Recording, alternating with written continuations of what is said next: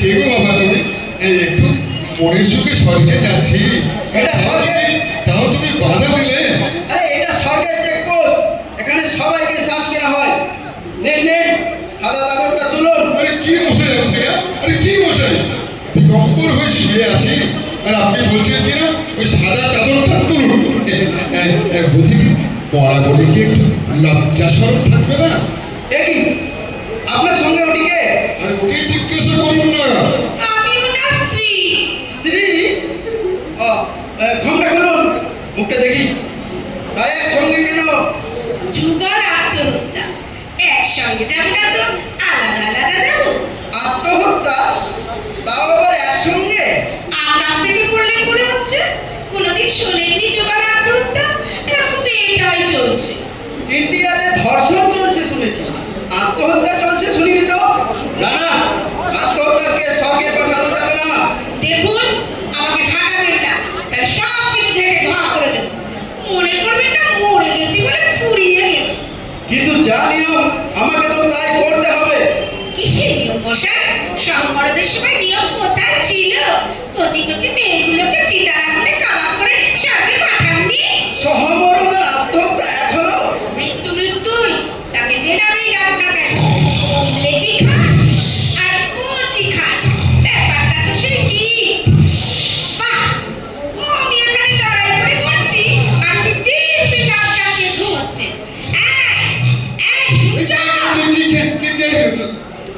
কি হয়েছে? কি হয়েছে গো গিন্নি? আবার কি শিরোধারী? শিললতাহানি আবার কি? ওই বলছিলাম কাল আসবার সময় না কয়েকজন গুন্ডা ধরেছিল, তারপর মরা দেখে ছেড়ে দিয়েছে। এবার বুঝেছি। স্বর্গে শ্লীলতাহানি নেই? একদমই না, এখানে প্রত্যেকে আমরা প্রত্যেকে করে, তাই বলে কাড়াকাড়ি করে কিছু করি না। মাগো একটু তন্দ্রার মতো আসছিল, সালা কাল পুরাতে দেরি করলো না ওরা।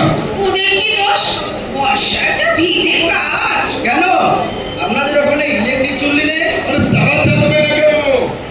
ওই গভর্নমেন্ট মাঝে মাঝে বন্ধ করে দেয়, এত খরচ দিতে পারে না। ওর লোক মরে তো।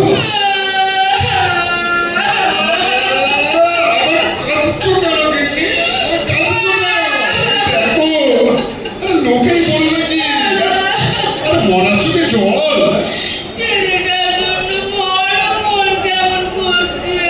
তোমাকে পই পই করে বললাম, পই পই করে বললাম দুদিন পরে এসো, তুমি কি শুনলে?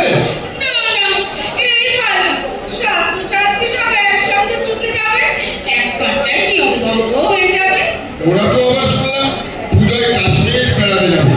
ছেলেটাকে বই বই করে বললাম তাড়াহুড়ো করে বিয়েটা করিস। এখন তো একটা কাশ্মীরি লড় আনতে পারতি, দেখলেই মনে হয় গদ টিপে। চুপ করো, তোমার তো সোমালিয়ার মেয়ে দেখলেও গা টিপতে ইচ্ছে করে। বড্ড বেশি পার্সোনাল টক হচ্ছে। এই বলছিলাম কি স্বর্গের লোকে তুমিও ইংরেজি জানো? ইংরেজি জানতাম বলেই তো স্বর্গের চেকপোস্টে এই চাকরিটা পেয়েছি।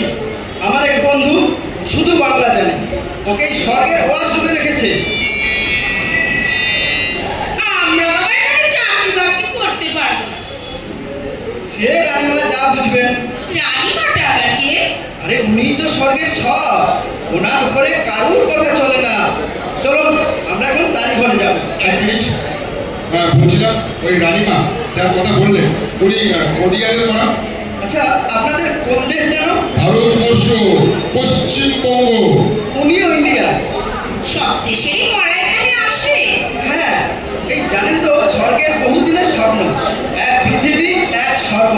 একটু ব্রেক করছি প্লিজ, যারা করে কথা বলছেন একটু। হ্যালো, একটু কথা বললে আমাদের পক্ষে করা অসম্ভব হয়ে যাচ্ছে।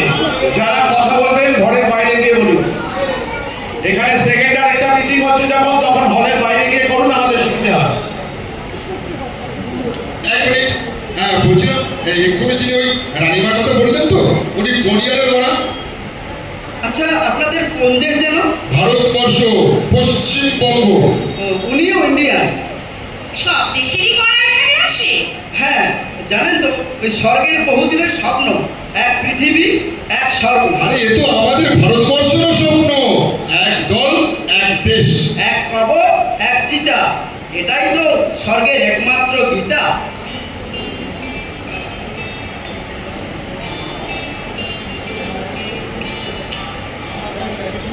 শুনুন, আমি আপনাদের কেস হিস্ট্রি পড়েছি।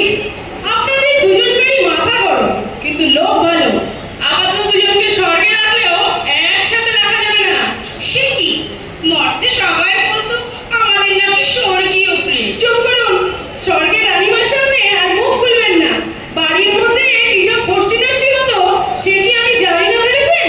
জানবেন না কেন? কোনো কিছুই তো আপনাদেরকে লুকোয়নি।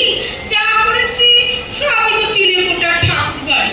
আমার কি লজ্জা লাগতো, শিব ঠাকুর ট্যাপ ট্যাপ করে চেয়ে থাকতো। ওই জন্যই বুঝি শিব ঠাকুরের ছবি হনুমানের ছবি দিয়ে চাপা দিলেন। হনুমান অনেক বেশি বুঝতাম। অনেকদিন রামসীতার টাকা ছিলেন তো। হনুমানের মধ্যে আর যাই থাক, বড় কি ব্যাপারটা ছিল না। বলছিলাম কি রানীমা, গিন্নিকে কোথায় রাখবেন? মানে মানে নিরাপদে থাকবে তো? ওই আপনাদের স্বর্গের দেবতাদের নামে যা সব কাহিনী শুনেছি না, মর্তের থেকে স্বর্গ অনেক বেশি নিরাপদ। তু একটা ছোট ঘটনা বাদ দিলে। ও তো হতেই পারে। গিন্নি, তুমি যাও, আর তুমি যাও। আমি একটু না ওই রানীমার সঙ্গে দু একটা কথা বলে নিই।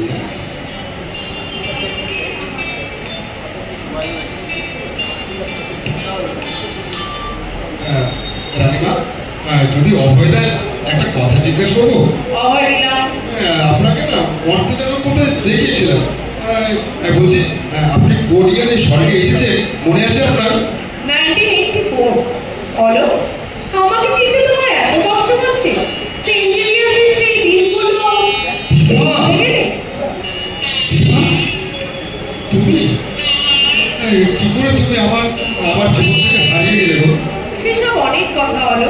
পুরনো কাশুন্দি কেটে হাজার লাভ কি। আমি কিন্তু আজও তোমার জন্য স্বর্গে অপেক্ষা করে আছি।